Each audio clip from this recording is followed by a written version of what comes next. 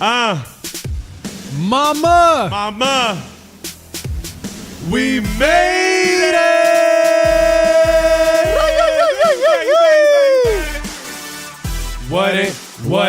What it do, dog? Yeah. What it fucking do, though? Joe, I want you to tell motherfuckers who we have on tonight. Ladies and gentlemen, we have a guest on today. You sound like a circus announcer right now. Ladies and gentlemen. Now, for the thugs out there listening to this, you may know him as a fellow bulldog. Oh, shit. Bringing it back to the layers. Okay. You may know him from Passion of the Weiss blog. Passion of the motherfucking Weiss. Runs a column in LA Weekly. Staff writer for Pitchfork. Tell him, Joe. Not a staff writer for Pitchfork. But contributor. Good friends. We hang out occasionally. You dig? Yeah. When Wikipedia Esquire. fucks you up. You know what I'm saying? I'm kidding. One of the most legendary voices and writers in LA, and just such a true voice for music and hip hop as a whole. Ladies and gentlemen, welcome Jeff Weiss to the stage. What's good, y'all? Thanks for Jeff thanks for having me. Weiss. Thank you for being here. Yeah. It's beautiful. Like literally, I want to call my mom right now and tell her I made it. You know what I mean? Fair enough. Jeff, like it's crazy because like when legends come in the building and I know look, hold on. All right, let's be reasonable here. Like when legends are like Prince. I'm like when Titans walk through the building, walk through the doorway. You know why? And I'll tell you why. I was a young kid coming up, and while I was thrown into this game, your voice was one of the most prominent voices for me. Well, I apologize. Right? So in that respect, like, yeah, you have, sorry to everyone. You are a legend, you. right? And you're still creating your legend, but for me, like, you're fucking legendary. And I'm going to let it be known, and I'm going to apologize because I know when cats get showered with compliments. I'm going to give this to my mom. I'm going to tell my mom, but like honestly, I had a real job. For this real. whole time, I had a real job, and all those drugs were a good tax write-off. They literally were a great tax write-off. Yeah. It sucks that you can't write off drugs, though, because it's like, honestly, like how many, I don't even know, in the creative industry on some level, not to say that journalism is creative because most of us have read journalism, but at the same time, like, it should count as a tax write-off. You're like, these are my supplies. It's like pens. I can write off a fucking pen, but I can't write off weed. 1 trillion. Do you write off pens? Yeah. I feel like I write off everything. I respect it. If you're listening to the IRS, they're all valid. Yes. Everything. They're all Every accounted fucking for, thing folks. is All valid. expenses. They are all accounted for. Yeah. Jeff, so my thing is this, right? You like literally just like being able to meet you for the first time. The Encyclopedia Britannica within those gorgeous locks of yours. I Google Wikipedia most of the time. Well, shit. Well, then you must have a photographic fucking memory. I have a good Google search. Yeah. Earthlink. And you literally are firing on all cylinders, like, which literally just like validates for me in the human form the writing and the speak and the voice that you have for what you speak about, right? Whether it be the culture or whether it be the artists that you dive into and have, conversations with or see coming up. I want to dig back deeper because I was talking to Joe earlier and I was like, there had to be something in Jeff growing up and as a kid, like through childhood, whether it happened early on or whether something happened and like it, just your being finally started firing off. I want to go back to like the younger days of a native Angelino, no? Yeah. The younger days of Jeff Weiss. Very angry, like basketball, like baseball, like the Cincinnati Reds. Yeah, I mean, I don't know. Like, I feel like everyone, I always love music, but I feel like growing up in Los Angeles and like, being young when like The Chronic comes out, it's like pretty obvious. It's like, okay, that's the coolest thing I've ever heard. You know what I mean? It's like, absolutely. You watch like the Nothing But a G Thing video and you're like, all right, straight up. That's what's up. And, like just rap seemed to be kind of like the thing. And, Yo, what was your first like tape? Like you had those rap tapes. My first tape. I mean, it probably was like honestly like the first album. I think was The Chronic, but I think the first tape single was Criss Cross's "I Missed the Bus." Dude, 1,000,000,000%. Yeah. I have a great. That's the first one I remember. So it was like a homie was like, "Yo," because I was like a terrible dancer, of course, because I'm like me, dude, and he was like. I'm actually a great dancer. No, but at the he was like, I'm like marginal. But yeah, he's like, yeah, this is how to dance. And I remember I was like, that's a really awkward thing. It's like so funny to look back and you're like, yeah, you were like 10 and your friend was like, this is how you dance. And he's like dancing the crisscross miss the bus and you're like, oh my God, it's 1992. We'd have these. So Jeff and I, we went to elementary and middle school, Beverly Vista, shout out. A couple years older. We used to have those dances though in like in the multi-purpose room. We didn't call them lit at the time, but they probably were in hindsight. They were unreal. I want to say like David Eiches might have like DJ'd one like a long time. Good buddy of mine. Yeah, he actually definitely gave me my first. He gave me the single for Gin and Juice on tape that I still have today. I bought it stolen from Peter Yoon. He was like shoplifting from the Music Plus like a motherfucker. Now he's a born again. I respect Shit that. happens in America. But that's funny that like going back to hip hop at that young age, because I mean, yeah, for me it was Crisscross. That was really the first like introduction. I mean, they're great. They're Ray Sremmer. They're amazing. Yeah. Like, although Ray Sremmer did, like, to be fair, took the template and really They ran with that. they hover converted it. You know. Yeah, that's like Usain Bolt with it. Yeah. It's insane. They have some crazy falsettos. They're like the rap Bee Gees all of a sudden. Now, did you play any instruments? Nah, yeah, of course. Like every other asshole, I tried to rap at one point, but I'm me again. It's like me dancing. It's like, but although my How old were you when you started rapping? I can't even call it rapping. I mean, like, like just like. But here's the He's thing. like, I did my book report. I feel if you're writing about like music on some level, like you need to like have tried whatever it is, like on some level to kind of have a vague understanding of what Absolutely. it is. So it's like, you know what I'm saying? So it's like I can listen to like Young Thug rap and be like, whoa, he is doing some crazy next level shit. I mean, the same way that like Ghostface is. You know what I mean? Yeah. I feel like it's funny how rap fans are like, oh, I hate, like old school fans are like, oh, I hate Young Thug, but Ghostface. It's like, I don't know, like they're both saying crazy shit and slang. And like modulating their voice in interesting ways, like absolutely. It's crazy. My backpack just got ripped off. It did, bro. But you threw it. I never had a backpack. I mean, Jansport, at BV.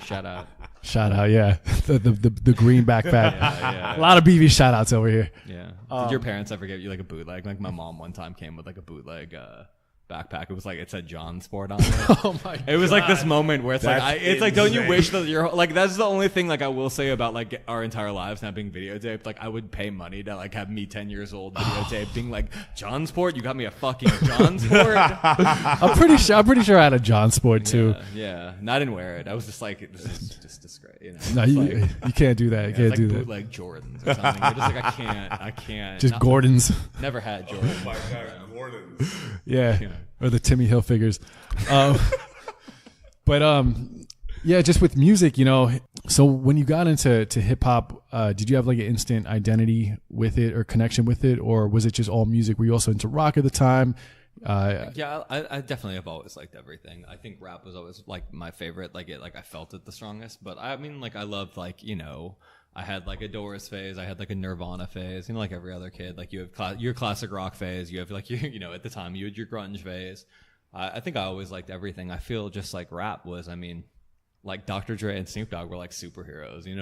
Wu-Tang. Like you're like what the fuck. You remember hearing like Liquid Swords for the first time. Yeah. Like I remember I was like, I don't know, like I was coming over from baseball. I was like 15 and like my friend was like playing it and you're like, and he's like, all of a sudden you hear like the movie, and they're talking about like decapitating shoguns and you're just like, holy shit, this is the greatest thing ever. Bro, when I got The Chronic, like I forgot even how I bought it, but I remember getting it from the warehouse in Century City Mall. Yeah. And everyone thought it was too expensive. Oh, Jeff had the plug. Where was you at, bro? Gotta have discount shit at the You feel me? Yeah. Rhino Records on Westwood Boulevard. Oh shit, yes.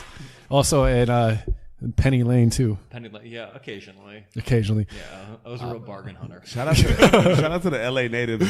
Well, we're getting in. I love it. But and Aaron's Records. That was a great one too. I think Ariel Pink worked there at one point. Really? Yeah. Damn. Oh, shout out to Ariel Pink. Where are you now? Also, you should get him on. He went to Beverly Hills High School. Really? Yeah. Oh, that's another good one. And Alchemist.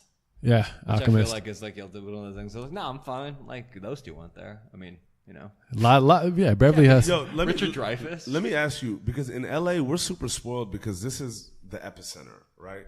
As a kid and being that music hit you that way, and you were did the culture hit you? Like, were y'all going off to shows or seeing live acts like in high school days, or was it like you didn't really like dive into what was right in front of you early on?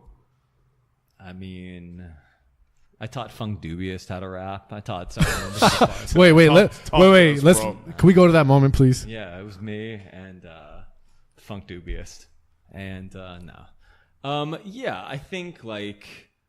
I mean, I went to like Lollapalooza like '94 when I was like 12. So like on some level, you know what I mean? Like that was. What took you out there? Because I had this really cool cousin, and she was just like, she's badass, and she's dead now. So like kind of like I always think about her a lot actually, because like she was like the cool older cousin, you know, and she was like, all right, like because my parents, like there was like no music in my house. Like there was like one record, and it was like Michael Jackson's Thriller. That was the only record I had. And then like, you know, I was like 10, and I was like, all right, MC Hammer, like cool, like, you know, Please Hammer Don't Hurt Him, sign me up.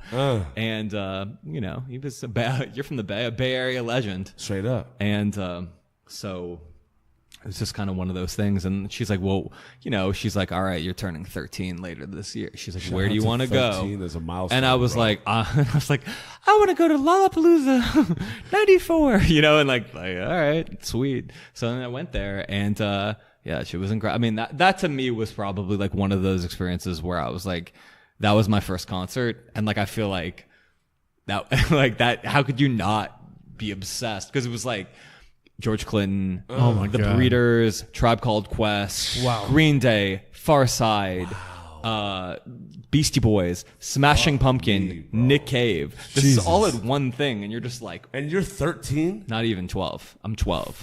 And I'm just like, you know what I mean? Like, and she's like, you can bring a friend, and like, you know, you're there, and like, we found a case, and it was like joints.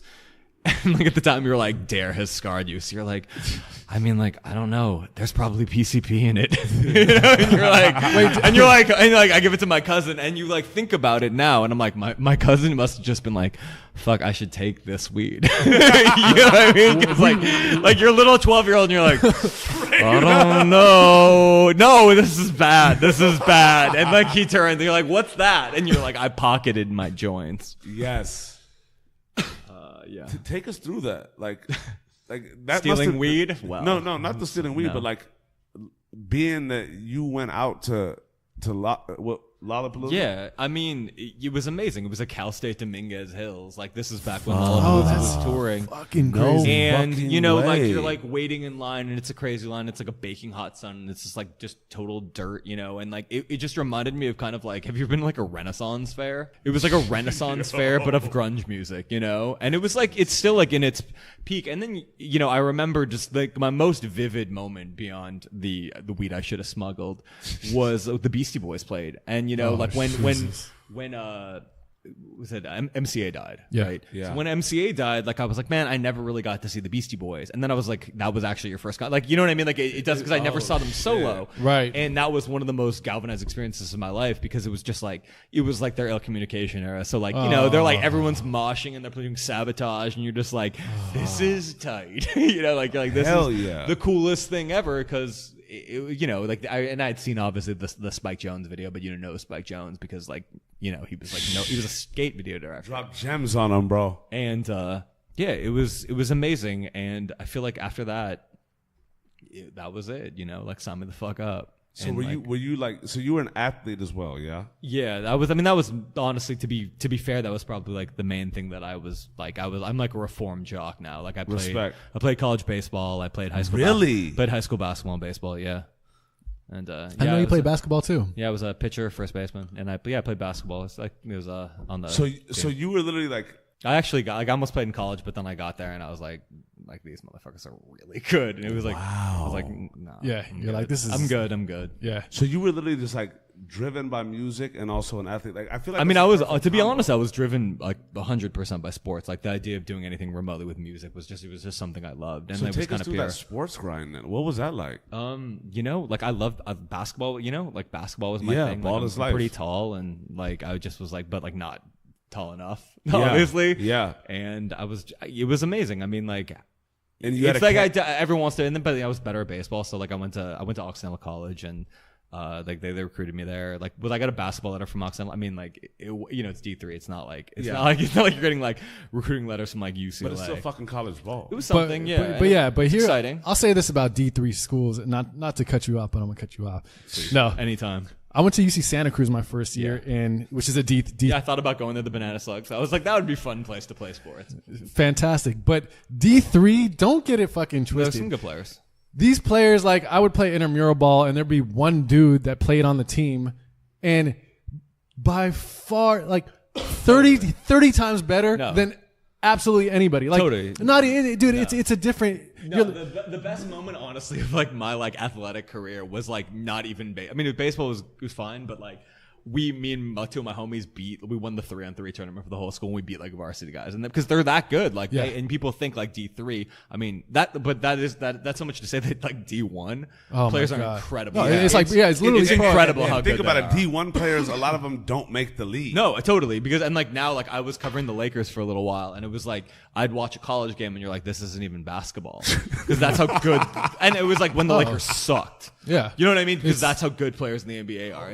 I don't think there's any sport that has a wider gap than basketball. I mean, maybe football. I don't know that much about football, like in terms of having played it, but baseball like is different. I think because it's like the difference between D3 and D1 in baseball is not that significant. Yeah. Really? It's definitely significant, but it's not like basketball where it's like I could have gone like basketball. Like I was good enough to play for the D3 team at Occidental. Like probably not, be on the team at least. Yeah. But like you're playing against a D1 guy, you just get destroyed. But baseball, it's sort of. It's unless you're like one of those guys, it's like a first-round draft pick where you're obviously so much better in baseball. But what was the moment where sports was no longer an option? So, my junior year of college, we had a team walkout. It was a crazy year. A guy on our team actually passed away in a hazing accident in a fraternity. No way. And so I'm like 20 years old. I'm like a junior, like. Super into baseball. I toyed with the idea of like trying to maybe play like independent ball or something, or like even going to Europe or something. Like afterwards, just playing. I mean, Europe doesn't have good baseball, but it's like fuck it. You're like being in Europe and you'll make like at the time you're like $500 a month. That sounds like a ton of money. You know what I mean? It's like sure, right? Yeah, I'll live in Italy and I'll play baseball. And that's literally the dream. Yeah, I was like, cool, like better than the alternative, And excuse me, small chronic break. Respect. Enjoy.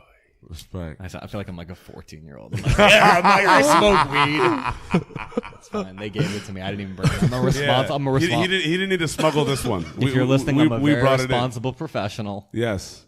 No, I'm not. But I feel you have to be irresponsibly responsible. Respect. You can't be serious. You have to only take. I think if there's any like thing like you shouldn't take yourself seriously, but you should take your work seriously. Absolutely. Yeah. It's your history, bro. Yeah, that's why I need weed as a tax write-off. I'm serious Respect. about it. But so we had this we had a really shitty coach, and we ended up having a team walkout. It was like a really long story. What's a walkout? Basically, we were gonna like walk out because we wanted a new coach because all of us were gonna be seniors. It was like seniors and it was juniors at the time and freshmen. So like we had a very good chance of being good, and he'd had like a dozen straight losing seasons. We had a lot of talented players. It just like he was just a terrible coach. Like he didn't put the players in the right situations. He wouldn't start the right guy. Just his instincts were terrible. And the whole team was behind this shit. Well, so what happened was basically we decided like it's gonna be 100% or nothing, right? Like because we were like we were like young, It's kids, not going to be very optimistic kids. Like it's like one for all, Three Musketeers, bullshit. Sure. And but there's something to that. And we decided, okay, we're not going to do it because it was like 24-3, which is like obviously a high margin. And he called like someone rats, and I'm pretty sure it is. I think I'm gonna write a book about it later, like a weird kind of tangled thing. But I'm putting it on the world because I love the secret. Yes, I feel you. I don't take you for that. Whatever Oprah says, I do it. Shout out to you Oprah. own it, bro. Nothing against you Oprah. Oprah's, I'm sure, a very lovely woman who deserves our respect. But, yes. But so I mean this, but yeah. So we had a team. Then the next day he calls us in and he's like, I want players who can play for me. Blah blah blah. Gives us like this whole like long self-righteous speech, and basically is like, you're gonna go or you're gonna stay. Like, but he does it kind of in like a fucking pussy intimidating. I shouldn't say that word, but he's like, be respectable. But you're not grabbing anything. We live in 2017. Yes. But he did it in a way that I felt was disrespectful to the team.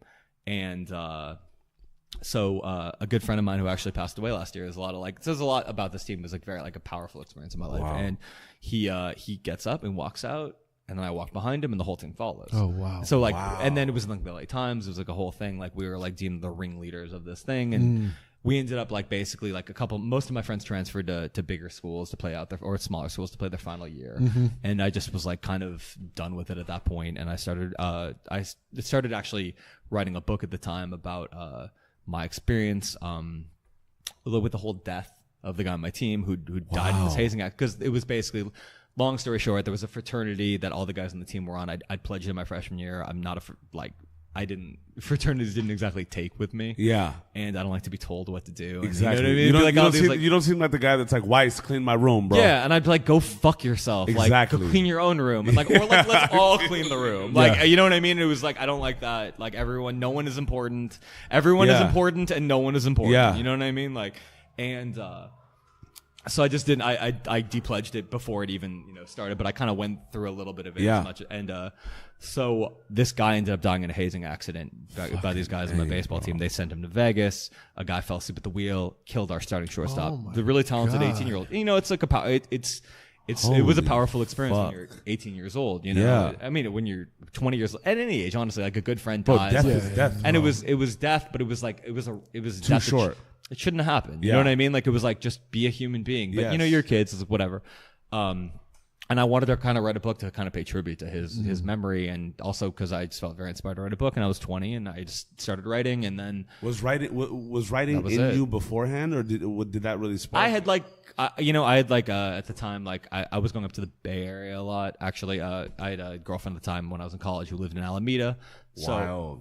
Alameda is very weird, by the way. I just want to say, side note, it's a man-made island. It's Alameda is very weird. Shout out to Alameda. I love you. I love your weirdness, but you're very weird. For producing Jason Kidd and a good pancake house, we love you, Alameda. Respect to Alameda for that. And so I would go to this is like the San Francisco of the early 2000s, which is like you can't even recognize it in the San Francisco today, which I'm sure the San Francisco of the early 2000s was like a shell of what it was in like 74 or 67. But I started going to City Lights a lot, and the college like kind of cliche. You get really into the beat generation. You're like, yeah, I'm a rebel. Like, woo! And you're like, I don't need a job. I'm cool. You're like, I just want to write poetry at cafe. Like the whole thing. And but like I wouldn't trade that for the world. Like I really knew it, but I wasn't thinking about being a writer. I was like, either I'll like do something, I don't know, I'll do something stupid. Like I was like, but I was always like of the mindset of like, I can never get a real job. Like this looks weird. It's like people like look at me like I'm a weird person, but I'm like, I think it's weird to just show up in a uniform every day and like be with the rest. You know what I mean? And not to say like, I mean, this sounds like I'm a 14-year-old stoner again, but it just didn't. But you had conviction. I had jobs, well, I don't know. I mean, like there's a lot of like, it's hard. It's a lot of it is luck. I think like a lot of people like, but bro, nobody would be in your shoes if they didn't just like literally believe that. Like, I'm very delusional. No, but ask anyone who knows me. Well, it's kind of funny, but like doesn't know what he's talking about. Wait, what Jeff just say? In college, though, did you have any pressure or anything to be like, Jeff, you need to start thinking about your career, son? Jeff, was that your voice though? Or like, what do you want to be? Like, what's your like? Yeah, I mean, as you get into like your second year, you're like, okay, what am I? I gotta get serious with school. I was like gonna be a lawyer. You know what I mean? I was like, cool, okay. Like that. My dad's a lawyer. Like everyone in my family's a fucking lawyer. Like, okay, that made sense. Oh, a nice Jewish lawyer. Yeah, they're like, all right, you'll be, and like you're like, all right, that sounds okay because like. All right, like sure, you know what I mean. You're like it's something on a piece of paper that you're like it's like my business card says I'm a lawyer, and that's about. I mean, I worked in my dad's like law office, and he would like fire me like every summer. It's like I love he would fire me fires, all the time. dude. I would get fired multiple times a summer. It would just be like a running joke, like oh my dad fired me again today. I'm like I'm 10. It's like sick. When did that vanish? Of getting fired always most of the time. 10 minutes no, but I still get fired. Yeah. No, but when you're like, okay, because it's getting to the end of college, was the next step going to be law school, Or at that point, point, it never got to that. It never point. even got It was just there. like it was like I stopped playing baseball my junior year. I started writing a book that summer. I was like, and before that, I was like, I was like, oh, I thought about being like a history PhD and being a professor. 'Cause I really loved history. I was a history major.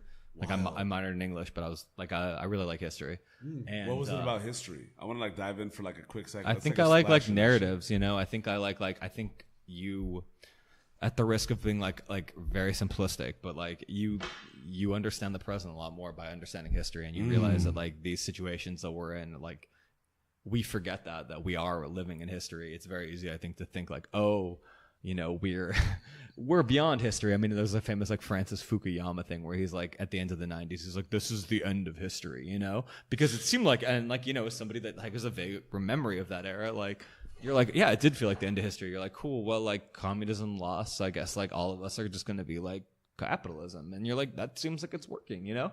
And so just stuff like that. Like, I mean, I don't know. I was obsessed with like the French Enlightenment. The French Revolution. I was really obsessed with all American history.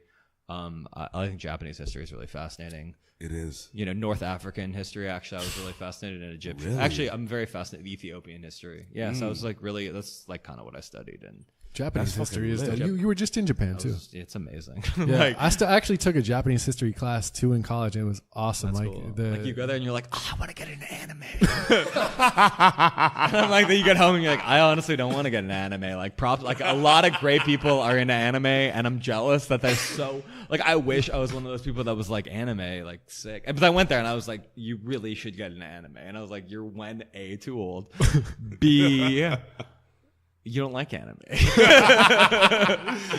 I was like, I wish I did, though. I wish I did. Yo. So it never got to law school. So what was that kind of next step during Did your the book come to life? Like, what was it? Yeah, I finished the book. It like took me like 4 years, but I basically I got like I had a million jobs like the year after I graduated. Doing what? Everything. Like, I mean, like teaching at the Sylvan Learning Center, like grading papers from Miracosta High School. I'd grade all my cousin's papers randomly, and I'd give them all A's. He'd be like, he'd write some bullshit. Like, I'd be like, Jonathan, and I'd write him a note on the thing. I'm like, Jonathan, you got to be better than this A. You know? And, Yo. and I would do That probably, one of those is probably framed in a crib somewhere. I hope. Like, that has to, like, one of those, like, imagine just, like, knowing you fucked up. Literally, like, bro, get your shit together. A-. You know what I'm saying? Yeah, like I would like not always give him like an A. Like I'd be like, you're pathetic, A-. He's like, here's my book report on Jaws. Yeah, I did that. Like I was trying to freelance for anyone I could, like writing wise. I wrote some woman's papers for Cal State LA, like literally some woman as a master's because I just wrote all of her papers. Like I would do anything to make money. But, like, writing became your form then. Yeah, I just knew at that point, like I was like, I'm gonna be a writer. Like the thing, like before music, like honestly, I would say that like first is like writing, if anything. Like, you know what I mean? Like I'm most passionate about writing. Yeah. Now, did that really take place during the book time? Yeah, like college and like the book. So with that book, like dive into that I'm process. gonna write another one. Waiting for Britney Spears out in 2018. Trust me. I swear it's coming. Respect. You're gonna love it. Remember it now. You heard it here. Bang, bang. You heard it here. I want to get the And first if you copy. didn't hear it, you didn't hear it. I'm about to shave my head again. No, Just because for I that. really think Britney Spears shaving her head was one of those moments in American society where, all right, the gloves are off. Hey. Yeah. You're like, 100%. we're gone. Step into the octagon. You're like, oh no. 100%. But what was that for you writing this book? Obviously, it's sparked by something that's so heavy as the death of someone that you were so close with. It was intense. What was that process like? It was sucked. Honestly, it was not fun. Like, I just remember like one thing, there's like that summer after you graduated college. And like for me, it was like me and my college girlfriend broken up, and I'm like this is back when like the end days of CD where you'd like burn CDs. I'm like listening like sad electronic and hip hop music. You like Prefuse 73, like you know what I mean? It's like The Storm Returns, a great song, and the first two Prefuse 73 albums pretty good, and just writing. I was just writing a book, and it was actually really cool. Like, and I'm hoping to do that again. I think I'd like to write books. That was always what I wanted to do, and my goal is that. So The Secret. What's up? Just speak it into existence. So I got basically what happened was I got a job. Like obviously I'm like not like my parents were like, oh, we'll support your writing habit. Oh, you want to be a writer? That's great. I mean, like my parents were not like. Eventually, you know what I mean? It's like, have you seen the movie Orange County? No, there was like a scene where like John Lithgow is like interrogating Colin Hanks, and he tells him Orange County, a sorely underrated movie, and he's like, what do you have to be a writer about? You're not oppressed, you're not gay, and he's like, not all writers are oppressed or gay, and he's like, but they're all poor. That was like kind of like my dad. Like my dad is like, all right, cool, you'll be a writer, you'll be broke, I'm not helping you. Fuck you. I love my dad. He's a good person, but that's what he said. I'm, embellishing a tad. But he, so I was like, all right, I gotta get a job, cool. And I got a job working at a business newspaper, and I wrote my book at night, and I did that for a couple years, and then I was like, this sucks. I mean, I actually learned a lot.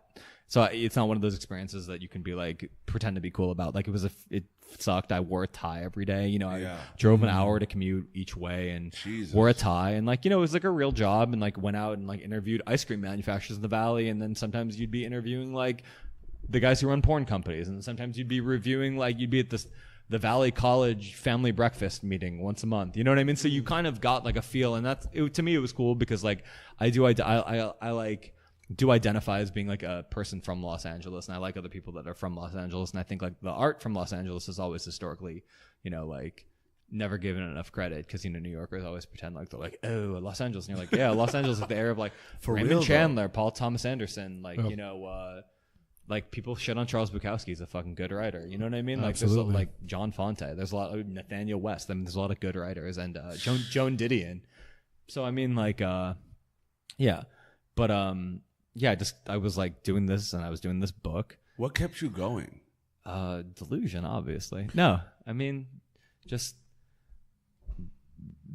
I don't think it's like a matter of not going. Like you're like, this is what, like the act itself keeps you going. Yeah. Because you're like, this is what I need to do, because otherwise, like, I don't like myself. It's like I have to like myself, and it's like that's what.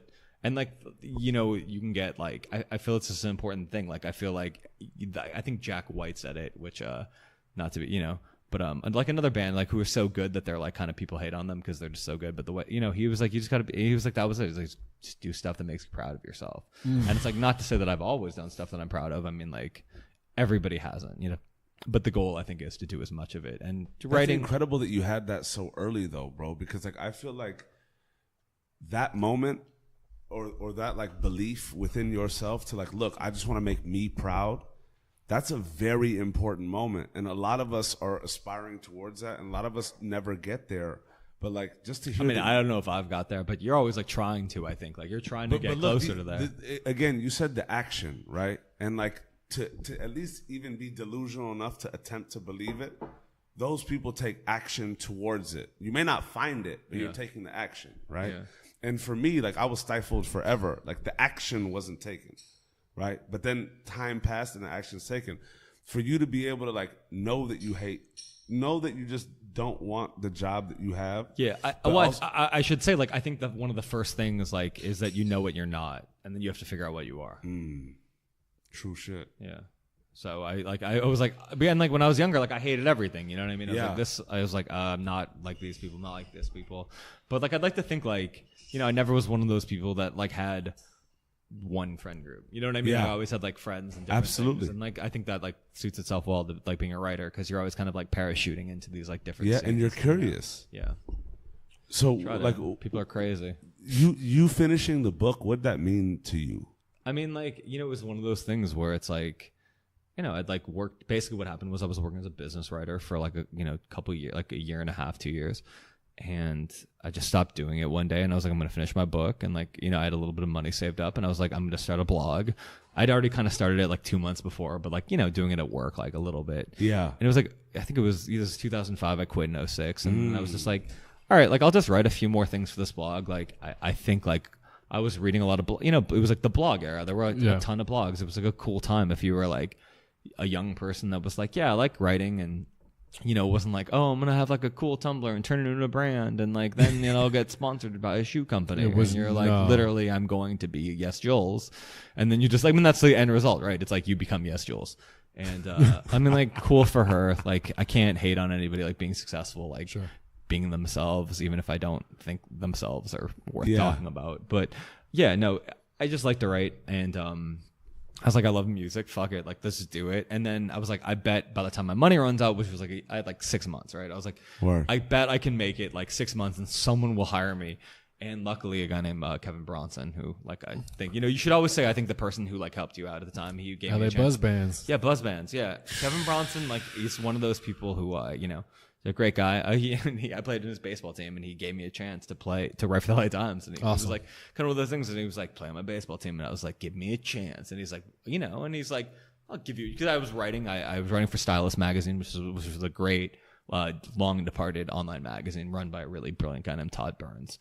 And I mean, this magazine was like, some of my best friends came from there. A lot of really, really brilliant people. This message board was like, it sounds so dorky to say, but you're like, this message board was really brilliant. They had all this like, he had this weird like aggregation of geniuses. So you'd be like, all right, like I want to know about jazz, and then like the most knowledgeable jazz guys would be like, oh well, have you heard Freddie Hubbard? Have you heard this Dizzy Gillespie record? You're like, you know what I mean? It's like, here's a George Duke record, here's Jean-Luc Ponty. You'd be like, yeah. And what's crazy is message boards were really like blogs before blogs.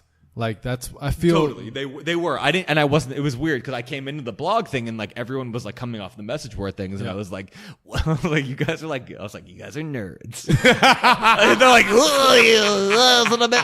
but there were like, there's some cool people like, but there were cool people on message boards. You literally hung out on there were cool people on. Yeah, you used to like hang out on the OK Player message boards. Totally, I had a lot of friends that did. Yeah, you come from that, and then the blogosphere. Yeah, you got you got to respect OK Player. They do a website, and they haven't completely like they're not like 10 facts you need to know about Uzi Vert's hair lock.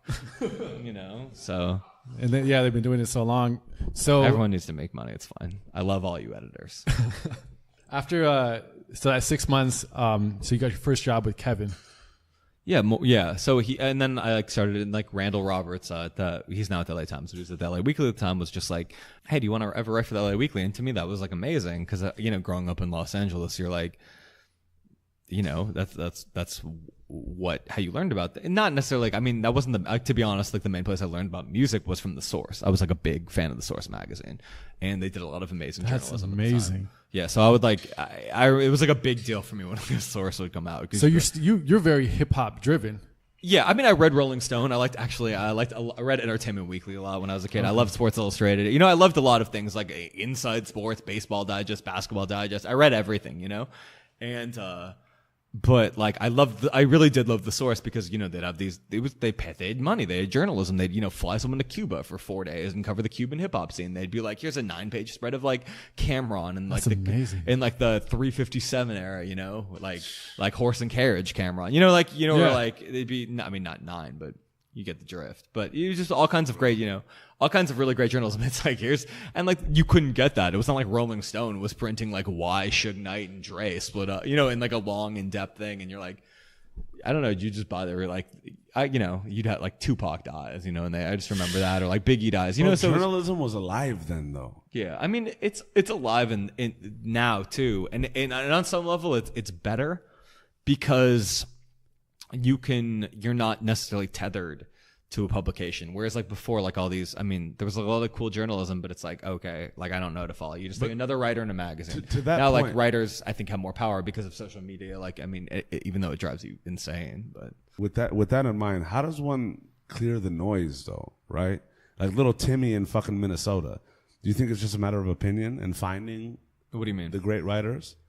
How does someone find a good writer? I mean, I don't know. Like not even great writers, but it's just like publications in and of itself, right? You're saying in 2017? Yeah. There's very few that really like speak to. I mean, I bet I would guess that they pick and choose, because I think like every publication, while like not necessarily consistent, like will occasionally like there's, you know what I mean? You can write off a publication, but then like every now and then they'll have a really amazing article, or like, And for rap, I mean, yeah, it was, in a way it was actually easier then, because you're like, okay, like it's The Source, You know, but it sucks because, you know, those artists like, I mean, DJ Quick obviously did well for himself, but he wasn't a well-reviewed artist in the source. Like, West Coast artists weren't necessarily as well-reviewed unless you were like, even Dre, they weren't like 5 mics, you know, I think they might have been for The Chronic, but I don't want to be quoted on it. But I think everyone knew The Chronic was great, but like Straight DJ up. Quick didn't, you know what I mean? It wasn't like they were like, Sugar Free, you're our new hero. Right. Yeah. It was like, By the Sugar Free is amazing. Sugar Free is definitely Amazing. everyone's new Amazing. hero. Definitely. Amazing though.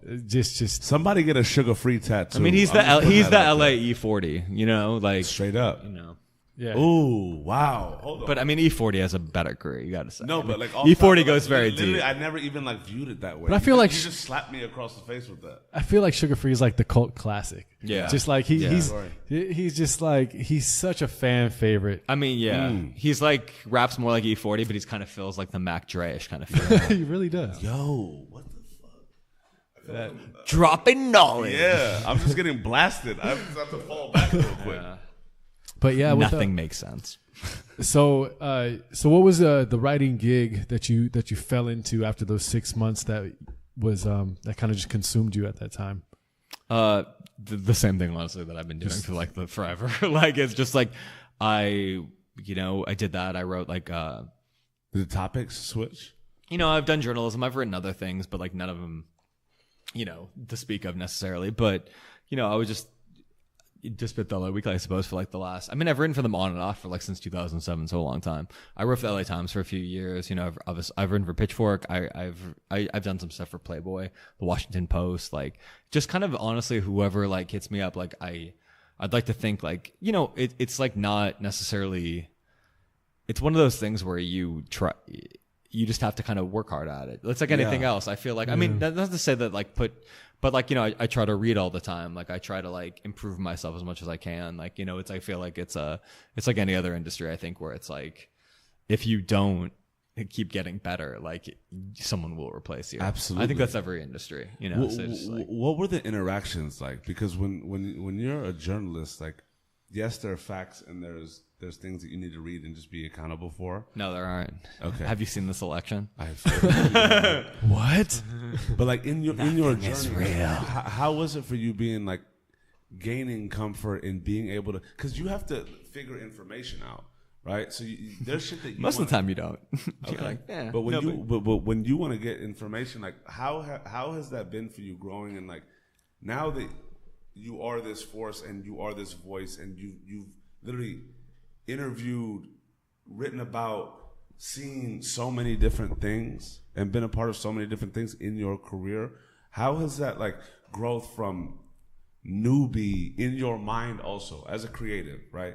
Because a lot of creatives have this like, I know I'm better, right? You're putting masterpieces in the moment out, but you're always going to Well, I mean, I would say that like I think everybody should kind of think that they're, you know what I mean? Like it's like you need that, But, even though it's look, arrogant and annoying. Yes, you have to have that, but then also like in the background needs to be like, okay, like I'm taking action, I'm doing it, right?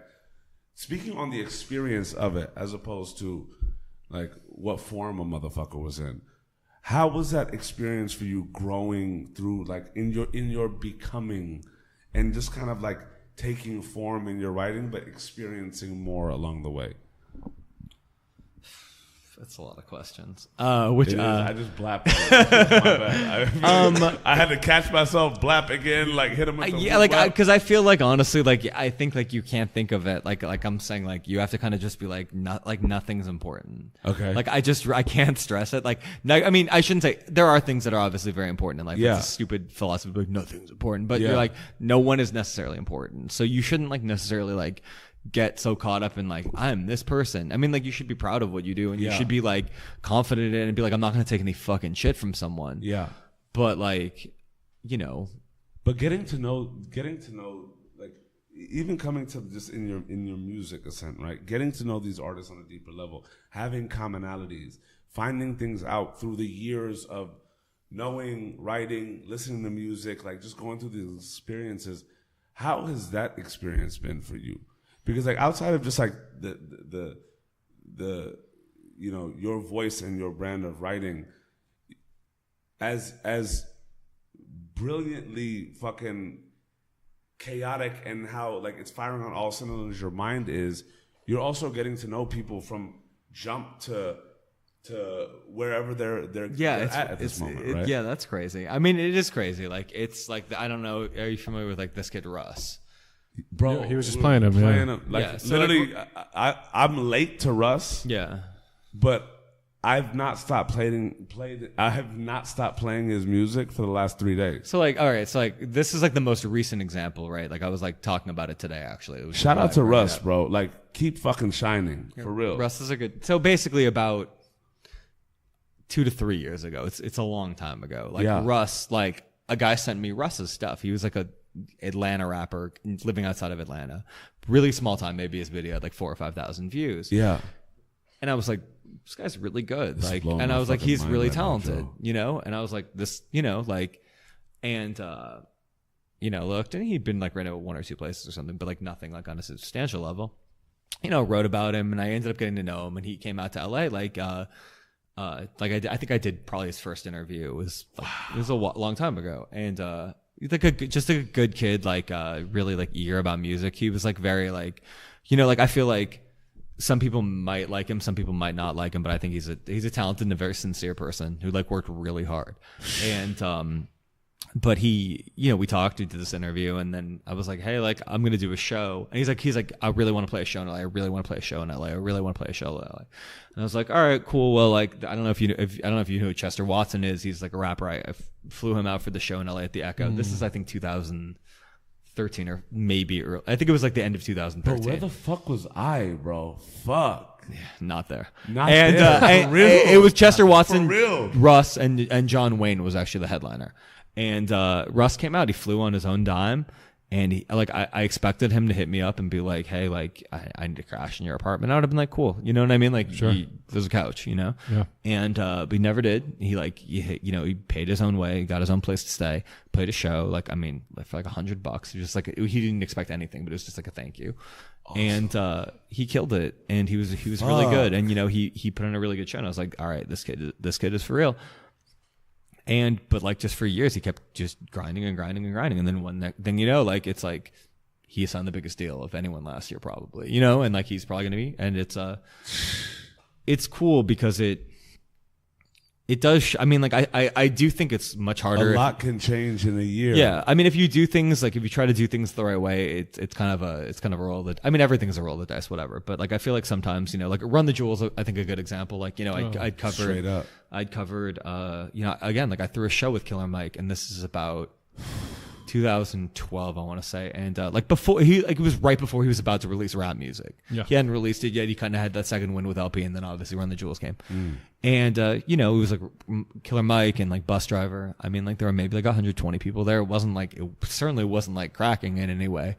And you know, and then I just did a story on Pitchfork about Run the Jewels, and I was talking to LP, and LP to me, when I was in college, was like my hero. Like he was, you know, like A$AP Rock, all those guys. Like, you know, like I had like definitely had like a very like heavy Def Jux phase. Yeah.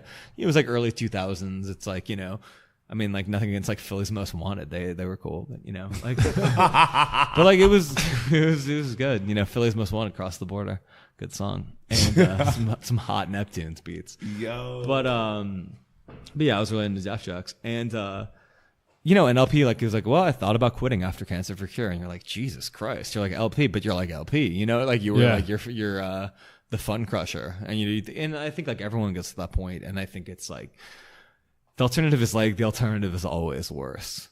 You know, it's like, what am I going to do? Straight up. I got to do something, you know, like I don't hate this, you know. Did you ever have those moments? No, I never really did. Like, I didn't think it was you did. always. That was a vanity question, low key. I never did. Fuck like no. I feel like I want to be one of those people who's like, I had these dark midnights of the soul, and yeah, but like I just, you know, I mean, but I don't know. I don't like. It's called. I can't stress. I don't think I made it. Like honestly, until like. Once you made it, like then there's nowhere else to go. You know what I mean? Like it's only down. Like you, I feel like there was my favorite Bob Dylan quote was always like, an artist is always in the state of becoming. And you're just like, all right, that's what's up. You know, like that's, if you're always becoming something else, then like you're going to, hopefully you might not get better, but at least you'll change. And that's at least interesting. Absolutely. You know, I wanted to ask, I mean, it's so true. I mean, it's such like an essential reason why we even do this podcast, because of that, of you're constantly becoming. I do want to go back and talk about Passion of the Weiss. For me, like just being an avid reader and follower of that, like it's such a staple in my daily reading. You know what I mean? Thank you. Like, yeah, I mean, there's a lot of honestly, like, I mean, I can't stress that. I mean, there's a lot of really talented people that write for it, and I'm like, I get a lot of help, and like they're great, and like there's like a few, like, you know, like Sun Ra, like he's a dance music guy who writes about grime, and Martin Douglas, like you know, writes about like, you know, garage music and garage punk, and but like, you know, it's what was the catalyst to start Passion of the Weiss? And you know, because this was like, I mean, you work for, you know, LA Weekly, and you have other writing opportunities. Well, I started it before. So, exactly. So that's why I want to go back to kind of like the nucleus of this is purely you, free to do whatever the fuck you want. Yeah, I mean, it was kind of like no one was about to hire me. You know what I mean? Like, it wasn't like everyone's like, oh, we want you to write for us. It was like, how am I going to get someone to listen to me? You know what I mean? Like, I need to get money while you were working, right? Now I'm mostly like, you know, I only write for like once or twice a week, but like, but yeah, no, I've kept it going, and you know, Will Shube is an editor right now, and he just helps me a lot. And but I mean, I think I just like, I loved, like, I don't know, I didn't, like, in my own way, like, I just had a lot to say, I guess, which is dumb. You know what I mean? It's like I was just like I had thoughts in my head. I was like, my dad's an opinionated asshole, and you know, I got some good and I got some bad from it. You know? Can I just put this out there? One of these nights, I would love to have dinner with you and your dad, bro. Rashi, you're the first person who's ever said that. Me, you, Jeff, and his dad. Like, I literally love his dad right now. I want to meet this man. I literally want to get fired from dinner and come back. You know what I'm saying? I want to go to my dad will be like, let me give you some information. You're like, 25% of this is right. You know, he's a good man, though. He would never listen, so it's chill. When did you really start feeling like you were able to start writing and also provide for yourself writing about the shit that you really loved? You're saying like make a living? Okay, so fuck it. Here, let me never. No, let's not play. Fuck the semantics of it. When did you really start feeling informed, and when did you really start getting and creating the assignments and the projects that you really started fucking with? You know what I'm saying? Because I feel like in people's careers, you go through a point, the pay your dues point. Right? Yeah, I mean, I definitely or the get it fucking done. Yeah, point. I definitely did a lot of blogging. Yeah, I did a lot of blogging. You were the dude that had 1 million jobs, like until you found your job, and then multiple jobs come from it. As a writer, writers have fucking 50 billion gigs, right? But I'm a loquacious fucking asshole. But the question I want to ask is, when did it really start clicking for you? Of like, you know what, like I'm really starting to write about and feel like I can write about and move forward a lot of the stuff that I really want to talk about. Or if you wanted the truth, I still don't think I have. Like I like, to be perfectly honest, I don't think so. That's wild. And your blog wasn't epic. Like a platform for that? I mean, like I've definitely like said some of, like, you know what I mean? Like, I mean, I've definitely said more than I have to say about rap. So I'm sure like I've said plenty about rap. You know music. What's crazy? Probably no one needs any more. Oh, that's why I love that. So now I'm gonna go there. We have the pie chart now, Jeff, right? Yeah. Now is it 20%? Well, more of a bar graph kind of man. Perfect. Bar graph. I'll give you that. Done. Like, what metrics are we using though? Are we going by tens or thousands or millions? Bar graph, no holds barred. Bar graph, no holds barred. I'm just literally raising the bar like singular turned into AT&T. We good. Can you hear me now? Good. No, but for that 20% of the Jeff Weiss history pie graph, right? How, like, damn, that's so wild. I love that because you have so much you want to talk about. So now let me compartmentalize your era, right? When you really came up with you love LA. You came up with hip hop rising. I'm a shameless apologist. Yeah, love. You feel me? You came up with hip hop rising, right?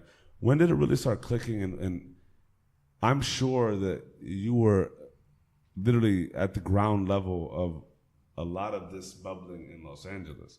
What was that like? Were you? Well, I mean, like, yeah, I mean, okay. I mean, I guess like, so like YG, right? For instance, like, you know, he's probably my favorite rapper right now from LA, at least this year, you know? Mm-hmm. And I mean, Kendrick, like, obviously is amazing. Vince Staples is amazing. I think like YG this year, like, would be the best album. So like, all right. So the first time I ever met YG, and not to be like that person, but like, you know, just give you an example. Yeah. And, like I was covering the jerking movement, and this is 2009. And it was like, you heard, you know, they were playing a little bit on the radio. They were playing like the New Boys had the hit. And then there were like all these like different groups around them. There were like this group, the Power Rangers. There were these girls, the Pink Dollas, who were like this all girl rap group. They were like super dope. The producer Jayhawk was doing all the stuff. And then there was this group called Flames from Long Beach, and then there was like YG. And like, so like I remember going to like, you know, they'd have like functions. They'd have like big dance off kind of things. Like there were like kids like 13 to 18. Like it was cool. Like it was definitely like a thing, you know? Yeah. And, they were like, had talks about a TV show. It was like, you know, it was one of those like internet fads, kind of like one of the early ones, you know? Yeah. And YG, like, you know, the kids would be like, oh, YG's my favorite rapper. He had a song called Pussy Killer, blah, blah, blah. You know, it was like his big hit. I was particularly fond of a song, I Need Weed.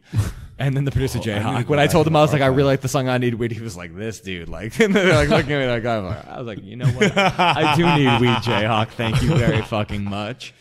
And, but so like, you know, YG, like the first time I ever interviewed him, he was like, I had to hit him up through MySpace, and his MySpace page said like free YG. You know, it was like when he had his arrest for like a home burglary, or you know, Flock. Yeah, exactly. When he met the Flockers, and yeah, like so like I met him and like two SUVs full of people like rolled up to the spot in like Barnsdall Park in Los Feliz. We like filmed the whole thing. We made like a little documentary about it, and like me and my friends, and yeah, and then you're like, yeah, it's not good, but it's there. But that's lit. Yeah, it was. What the fuck? Yeah, like, you know, I really want to. Yeah, I know documentaries are the best. Anyone who wants to do documentaries, holler. But I got ideas, man. Bombard Jeff right now. Like Jack Black in Orange County, the best movie ever made. People are gonna be like, that's your watching that tonight. It's not that good of a movie. I'm just honestly, I'm like, yeah, it's just, you know, sometimes inspiration from Orange County strikes, and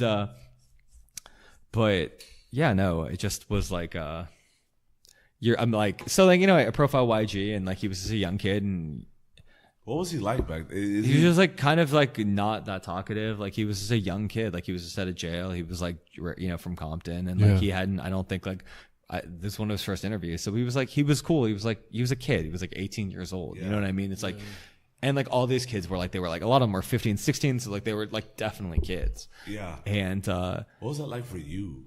It was weird because I was like in my, like, you know, it was like 26, 27 at the time. And like, I felt fucking old. You know what I mean? Now I look back and I'm like, you were like, shit. That was cool. Yeah. I was like, you were not old, but you felt really fucking old. Yeah. And, like, but, you know, I don't know. I think like kids, like the thing with adults is like, they're like, listen to kids. They always know. And you're like, no, like, yes, listen to kids, but don't always agree with kids. Right. Kids, definitely, you should always listen to kids because kids always have like a different perspective because it's just how it is. So to me, it was like a very fascinating thing because I'd grown up on like West Coast gangster rap, and this wasn't West Coast gangster rap. And a lot of the stuff like jerking, there was like this period where people like would talk shit about it, and like granted, it didn't produce that much amazing music, but it was like a cool thing. And I mean, it produced YG, it produced and Cam and China. I don't know if you listen to Cam and China, but they're like two of the best rappers in LA. They were in the Pink Dollas. Jayhawk had a beat this year on an E40 album. I mean, they were like talented people. I mean, the dancing was really cool, and you know, and so like it's cool. Like that, you know, it's like I've Kendrick Lamar. Like I'll never forget meeting him. Like for the first time, like it was like I was on a video shoot. I was covering a Mac 10 video shoot for the LA Times. This is like again like I think 09, and like, it was the weirdest day. Like, they're like, do you want to go see a Mag 10 video shoot? I'm like, hell yeah. They're like, oh, and Lil Wayne and Rick Ross will be there. I'm like, amazing. Tight, 2009, this sounds great. And I was like, okay, like, cool, done. Like, drive to Malibu, but it's like a really overcast day, and it's like, but you can tell that they clearly meant for it to be like a gorgeous Malibu day. Oh my God. And there's like girls in bikini playing a high-lie with ice cream trucks. Overcast. High-lie. They had a high-lie fucking canastas, right? Wow. Like they really were going for it. And because obviously LA is a high-lie city. And then like, so like Lil Wayne like Lil Wayne bounds out of his like Escalade limo with like 2 girls, like pants down to his ankles, like peak Lil Wayne before jail, like you know, just like Carter 3 era, like just fucked up and cool, you know, cool and just out of his fucking mind. Rick Ross is like pre-Paris, so he's like still like fat and in control. He's like had a personal blunt roller, like, and he's like handing him his blunts. Rick Ross not talking to anyone, and there's like these like girls like hold in bikinis, like playing fucking Highline and pushing on ice cream carts, and then like Mac 10's there, and you're like, cool. All right, gotta love Mac 10. You know, Mac 10 was on Cash Money, so it made sense. Oh, that's right. Yeah. I forgot briefly, about that. Yeah. He's on the song Shine. And then like a friend of mine, this guy, Richie Abbott, he was like, hey, that dude over there is going to be like the next like dope rapper from LA. He's like, you should keep an eye on him. And I was like, cool. He's like, his name's K-Dot. And like, he introduced me really quick. And I was, you know, just like one of those like dumb, like 5-second, like he's like looking at me like, cool. Yeah. Thanks. Cool. Yeah. Good to meet you. But like, he like starts like hitting on like 2 like girls that have been standing next to me, and they're like pretty girls. And I was like, this guy's like super confident. He's like, yeah, I know Wayne. Like he was like trying to like pick him up and be like, yeah, we can hang out with Wayne after. They're kind of like that kind of thing. And I was like, this guy's super confident. Like, you know what I mean? He's a little dude. He's like 5'5". I was like, you know, this guy. And I went home and I listened to the song like that day, and he had a song called Corrupted. It was a tribute to Corrupt. And I was like, this guy's really good at rapping. Yeah. And like I wrote about him on like Passion the Weiss. You know, it was like, and you know, at the time, it's not like anyone's like, oh man, like he's gonna be a star now. It's just like maybe a few people like were like, oh, that's a cool song, whatever. Yeah. And a couple years later, you know, it gets better, and then you're like, Kendrick Lamar is the next guy. So it's like beautiful, bro, because he always had it. I don't think he always had it, actually. I think he always had talent. I think he had to find what it was. Then let me correct maybe it was probably inside him, but like it hadn't been clearly articulated. Because I my first encounter with that was in 2010. But when I say he always had it, was when I was working with you and I. At that time, right? Probably, they were way above him at that time. They were, but you know what it was? When he opened for them, right? When I'd watch him perform, the it that I spoke of was literally just a stage presence. He had an intensity. He always had a really he had an incredible that's what it was. Intensity. I'm not even like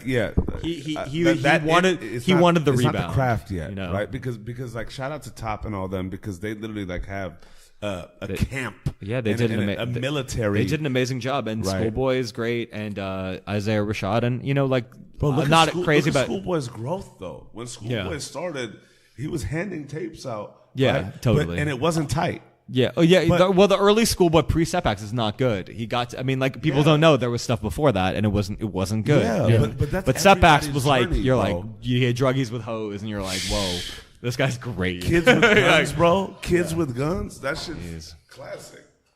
But I mean, look. Some people you look at, like for him, like he had that intensity, which you said, and for me, it was just a stage presence. He had the proverbial eye of the tiger. Yeah. He was with it. Yeah, and. Yeah, I mean, like, I think that's part of it. I think, like, in terms of it, like, it shit isn't. I think to make it in any industry, and like whatever that means. You know what's wild? I want to flip this real quick and go like geographical and time wise, right? Let's the great film Back to the Future. Let's go, bro. I just got my jump offs on, and we getting it. Cool. What was like 2009 through 2012 for you? Because I feel like those druggy haze. Talk to me about that. Let's rock. I don't know, like 2009 to 2012. I mean, I guess 2009. I'm such a shitty. Just locked in it's like the jerkin stuff, and then like I mean, there's a lot of ways to answer that question. Like musically, like, you know, I was like they were pretty early with the Odd Future thing, you know, like I remember that kind of like. You know what? I want to do this. Let's balance musically, and let's also balance like your career growth, because I feel like there's a beautiful arc here, and like I know that you and just your craft and your potential and where you're gonna go, like history, like literally, I'll be 45, right, and still be impacted by Jeff Weiss. No, but look, whether it's a book, whether it's a fucking speech, whether it's a fucking TED talk, I you feel me? Thank you. Like, but that's your growth, because your medium is a voice, whether it's written word 100%. Or whether it's on this podcast. You have an opinion and you're free to say it. And the beautiful thing about like, but I mean, everyone does now. Isn't that the point of like modernity? I mean, like, but here's the thing. Like, I mean, everyone kind of uses it. But, like, but whether Jeff, it's music bloggers, even today, and even to a few years back, like you send them, you send them a post, and they're reposting it. Like, where's the voice? Where's the opinion? Well, I mean, the truth is, I mean, it's like, look, it's like no one's fault specifically, but it's like everyone's trying to get money because they have to get money because they're, we live in America and we need money to survive. It's expensive. And I think people are just like, what's the way that will get me the most money? And at a certain point, like, I can't blame anybody for doing that. But can you not be a creative and have a voice and then go make your money elsewhere until your voice gets you paid? Or do you need to just like, I mean, it's hard. Just, like, come into the matrix and just be a cog? I mean, I agree. Like, I would hope that, like, I look, the only thing I could say is that, like, you have to be hopeful, I think, as a human being, because otherwise, like, it's depressing as fuck. And, like, I hope that this, like, Donald Trump thing, like makes people realize, like, we can't be this anymore. You know what I mean? Like, on some level, like, we can't all be whores. Like, I mean, and I say this as somebody that's always been, like, I definitely have done stuff where you're like, yeah, you're being a whore. And, and like, I still do. Like, not to say, you know what I mean? But, like, the point being, like, as a society, we have to, I think at a certain point, like, I think we get really ironic and we're like, oh, well, like, oh, this person's self-righteous for, like, being like this. And it's like, I don't know, like, we have to try something else, because, like, us being, like, selfish and greedy and, like, not concerned with art or reading or paying people to do things, like, we have to kind of, like, rethink it. And I would hope that people, like, start to wake up to that. Brian Eno actually wrote a really amazing Facebook post. If anyone's listening, he'll probably articulate it way more eloquently than I, but he had a really good Facebook post about this. Yeah, it was great. When was this? It was like this last week. Here I am recommending Facebook posts. I'm like, bro, Brian Eno's Facebook post is sweet. For real though, it is sweet. What I think is interesting though is like how you build credibility as a writer, and if that's it's hard to tell if in your perspective, if that's a mix of like longevity and just persistence and consistency of just content for so long and really being an established voice that says shit that's really real. Like your Kamasi Washington article that you wrote, was it like 2 months ago? Yeah. I read through it. I was like, fuck, this is just really good writing. Thanks. Not to like be on your jock, bro, but like from reading that, I'm like, it's a refreshing experience when you read something like that of someone like Kamasi, this is like a very real dope perspective, and it's an inspiring dude, Kamasi Washington. Yeah, but you're able to capture that and put it into writing, and I think you've done a really good job of balancing being a good writer, delivering like interesting content from a refreshing perspective that makes it entertaining, and also balancing the credibility of that. Because there's so much fucking bullshit. I mean, it's so easy for everybody to have an opinion, especially now more than ever. But like when you were doing when there was like the blogosphere phase, when you had like people were going to blogs that was the only way to really get good content. I mean, like, look, I think like everyone writes a lot of stupid shit when they first start writing, and like I certainly am no stranger to that. But I think hopefully like you learn from your mistakes, obviously, and like you kind of just like work to learn more. And I think that's a big part of it. Like I'm always trying to like learn things. Like it's trite, but like on some level, like everybody can probably teach you something. And like, but it's like the job of somebody who's like kind of wise to figure out like what is worth taking, and like you're always trying to be wise, and like I'm certainly not, but you. Well, how do you? I mean, I think that's like ultimately the goal to be a writer, right? Like, I think it's to be like wisdom, because like I think I was reading something today where it's like otherwise you're like a frustrated entertainer. How do you get that? Like in terms of the wisdom, or my cat is a good writer and he gives me a lot of secrets. Respect the cat. Gerald the cat. He's a smart man. Pets, man, huge inspiration. Truly. But and kind of going to like what Anush was saying earlier, in this like sea of opinions and the sea of writers, do you ever get stuck in trying to stand out among that? Yeah, I mean, I think like sometimes you kind of have to yell when you want something to get heard, and that's a frustrating part of the internet, but it's a natural part of human nature, so it's understandable. But I mean, it's like we have an ability. I mean, like Twitter is like my ultimate like bane of my existence, but like at the same time, like it's a powerful tool, and like obviously as we've seen in this last like couple of years, it can change things in a way. And hopefully like, and you know, whether it's Donald Trump or whether it is like something like Black Lives Matter, where people have like galvanized and used it for like, to organize to try to find some kind of change, because I feel like everyone's like, yo, we have to get better.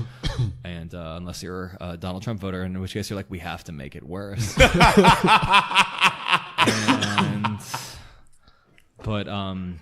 yeah, I think if you hopefully like, sometimes you gotta yell, and you just hopefully like, I mean, it's cool. Like honestly, like I remember when I first started to write, like it still is on some level like a privilege to be like, yo, people like, no one necessarily has to care what you have to say. Yeah. You know what I mean? Like, like honestly, like everyone deserves to have on some level, like, I mean, there's a very famous Christopher Hitchens quote where he's like, it's been said that everyone has a book in him. And for the most part, I think that's where it should stay. You know, and it's like, there's something to that as well. Sure. But there's also something to like, everyone does deserve to have their voice to be heard, because there's a lot of people who's unfortunately been silenced, like for horrible reasons. And, yeah, you have to, I think, like, hopefully try to write something like that's informed, or at least listen. I think that's like honestly the thing that like as I've gotten older is like more valuable, is like to just like listen to people. And it's like you don't necessarily have to agree with them, but like whether you think their point is valid doesn't matter in a way, because it's like that's where they are, you know. And I think you have to kind of try to do that. And I think with my stories, like it's like a running joke where it's like I'll like interview somebody that I think I'm gonna hate, and I'm like at the end of the day I'm like, nah, they're all right. And like it's like it's a good and a bad thing, and maybe reduces a little bit of objectivity, but it hopefully would have some empathy. You're like, okay, I can understand. So I think that's like sort of what you're always aspiring towards. Who were some of those like people that really made an impression on you along the way? Well, probably like mostly dead writers, honestly, and like friends. Yeah, you know what I mean. Like just like who were those people? Like what were some of those experiences? Because like at the end of the day, like in our lives, I feel like and Ghostface Killer, right. But there are unsung heroes in all of our lives, right? That like people that we meet, whether it's somebody that we've looked up to, or whether it's somebody that we've grown up with. There are people that really impact us, and along the way, being that it's wild to me to like be able to like to literally be like, okay, let me tell you about what I feel like seeing you're a writer. This is what it's impacted me by. But there are people that have come across in your life that really have made an impact. Now, whatever the time was or whatever you were going through at that moment, like who were some of the people that like along that way really... You know, it's interesting. I think it's like people that are it can be good and bad. You know what I mean? It's like there were like definitely people in my life that like were bad people that kind of like for like, and I think when I was younger, that was a big part of it, was like people that like told me I couldn't do it. You know what I mean? Or like I remember when I was like in college, and like I was my first creative, or it was my first, I think it was my second creative writing class. And like, to be fair, like I was a totally arrogant idiot kid. Like, but like, you know, I was like really confident, and I was like really like excited to be writing. You know what I mean? I was like looking for things, and this professor was just like kind of treated me like I was an idiot, like I was an asshole. And like originally, like if I ever got my first book published, that like my like I wanted to be like with no thanks to her, which is like a horrible thing. And thank God I grew out of that. My friend at the time was like, Jeff, like that's like, come on, like, you're still be better than that. I'm like, no, motherfucker. You're literally holding on to it for years. You're like, no, I'm putting that in. Yeah, I was like, I'm never growing out of this. Never. It's like, bro, like chill.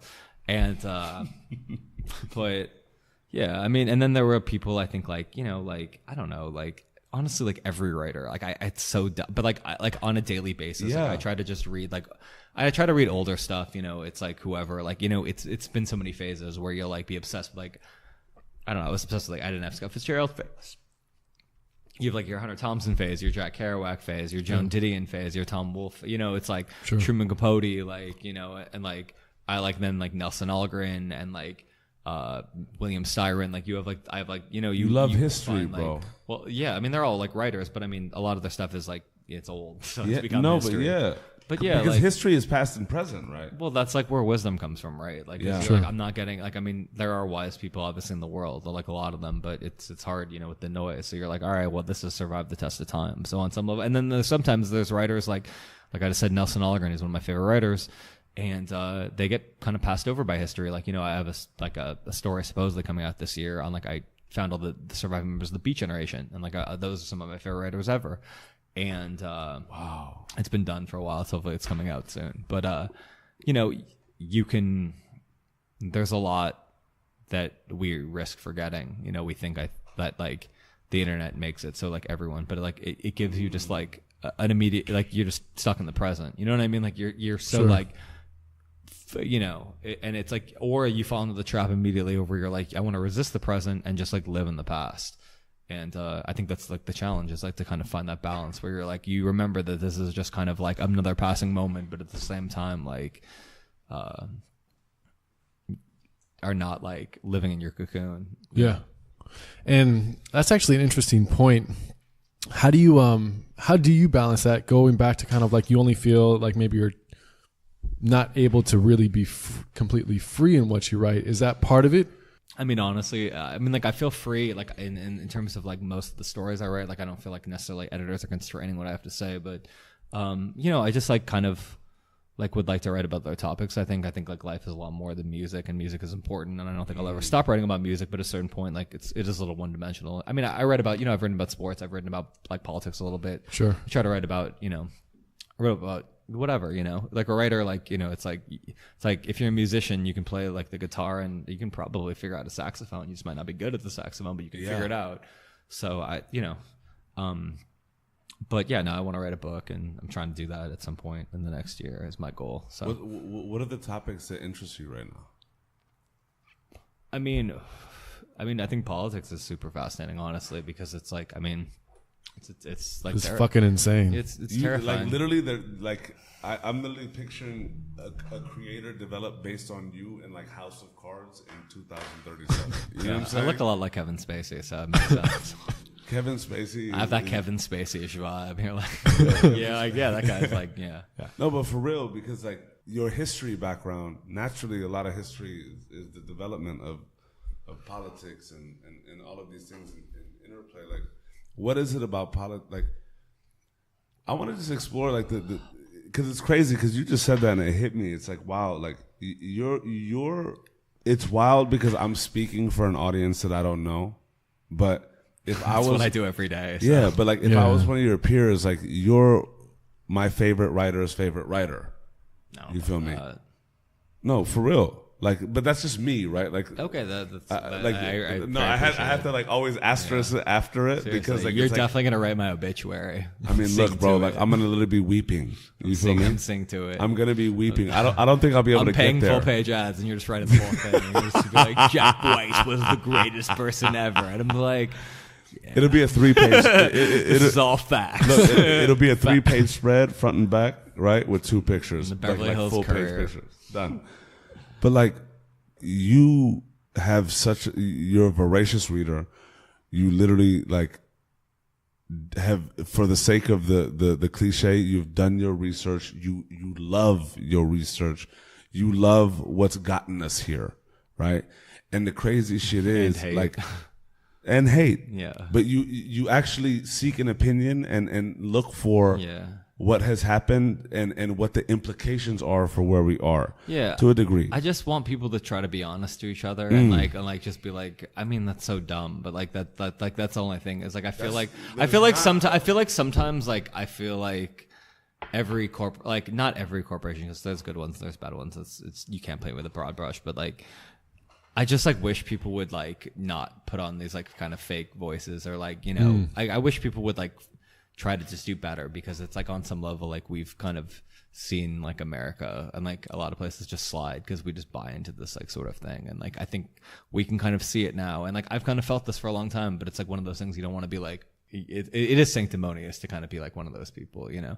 But, and I think like, it was interesting because I wasn't necessarily, like the Bernie thing. Like I was a little like, whatever, but like in hindsight, like it is important. It's like very important that like that kind of movement continues, I think, because like he's like fighting for, you know, not to say that, but I don't know, just wrote about Run the Jewels, so on some level you're like, yeah, but whatever. No, but I mean, just in any level, I think Elizabeth Warren's amazing. I hope that like I hope that people can kind of get more politically and active. Like, you know, I went to those protests, but it takes Trump. It takes voices, bro. Yeah, I mean, it does. I mean, like, I think there's a lot of good ones. I think like there can always probably be more. Yeah, but that's time.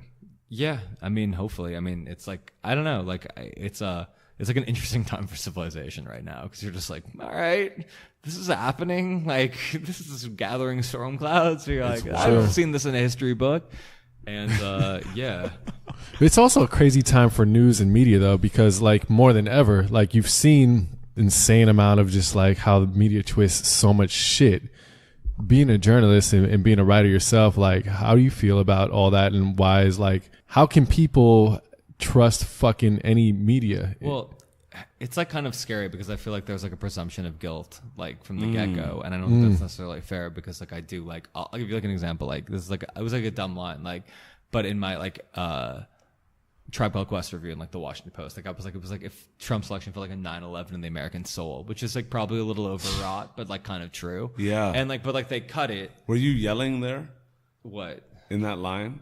Was I yelling? Like yelling, like to get people's, like, you know how you said before, you have to. No, like, that was beautiful. No, I just, that was, you know, you feel that shit. Respect. That shit was horrible.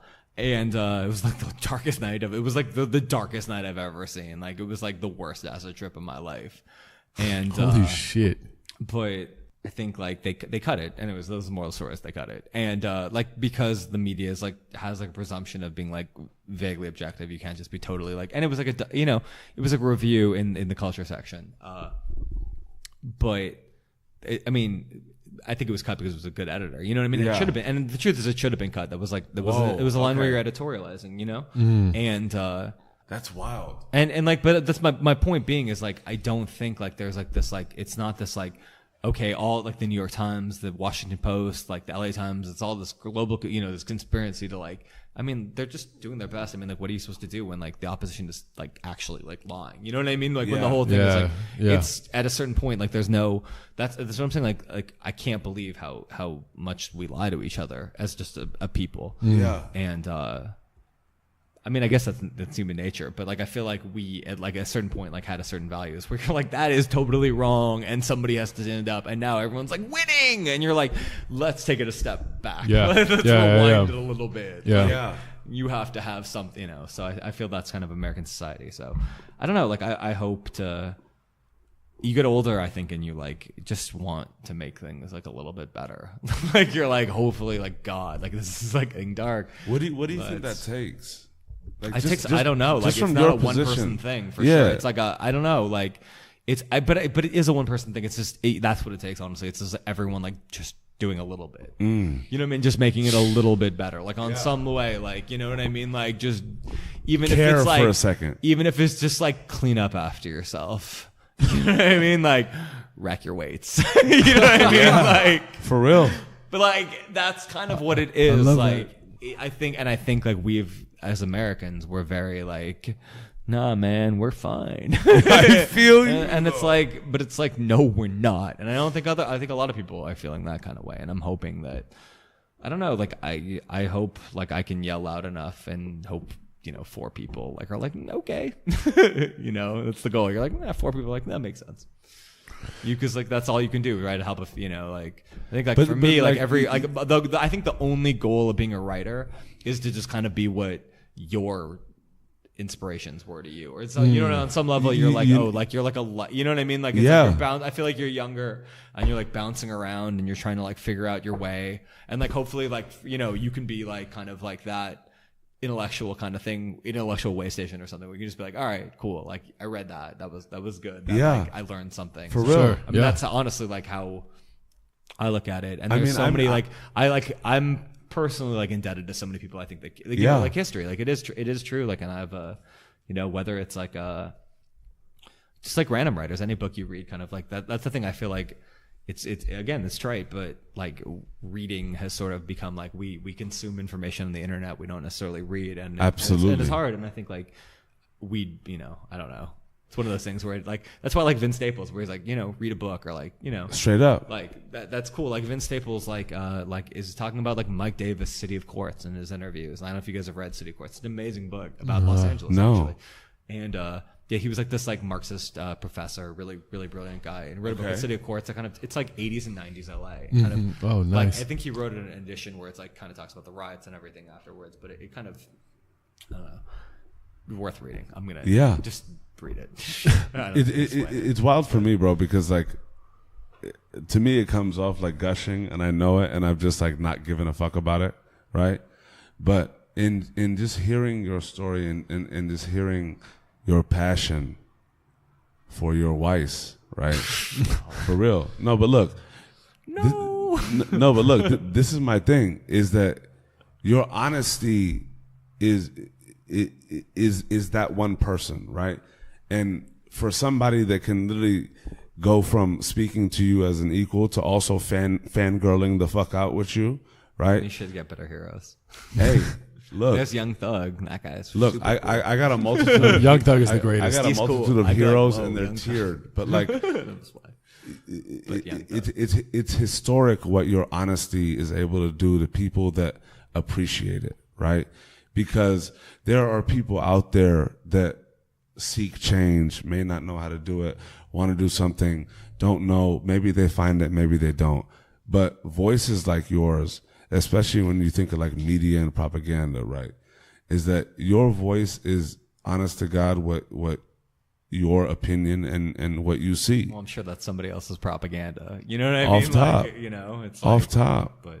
But like, if people could really be honest with themselves within and just literally outside, right, I truly feel like this world would be a better place.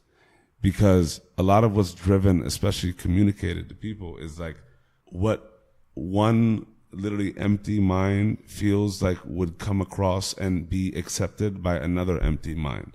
There are those with my mind is mostly empty. I feel you, but your emptiness, you have fucking electrons flying around like fucking fission explosions. I feel you. It's empty in space. I respect that, right?